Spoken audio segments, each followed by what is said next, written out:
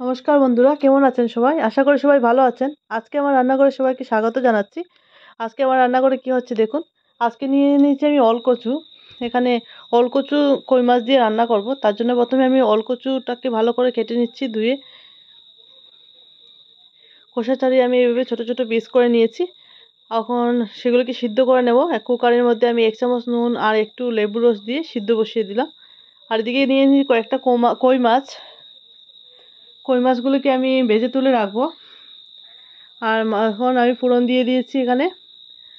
জিরে ফোড়ন দিয়ে আমি এখানে সিদ্ধ করা ওলকচুগুলো দিয়ে দিয়েছি, নুন হলুদ জিরে দিয়েছি, দিয়ে ভালো করে কষিয়ে নিচ্ছি। একটু ভালো করে কষিয়ে নিতে হবে। কষানো হয়ে গেলে তারপর এখানে আমি একটু গরম জল দিয়ে যোগ করে নিয়েছি। গরম জল দিয়ে তারপরে আমি মাছগুলি দিয়ে দিয়েছি। এই যে আজকে মাছগুলি উঠতে পারে, তারপরে আমি ধনেপাতা দিয়ে দিচ্ছি উপরে, আর পরিবেশন করে নিচ্ছি আজকে আমার কই মাছ, ওলকচু দিয়ে কই মাছ রান্না।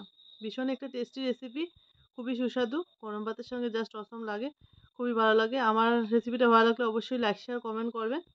ধন্যবাদ।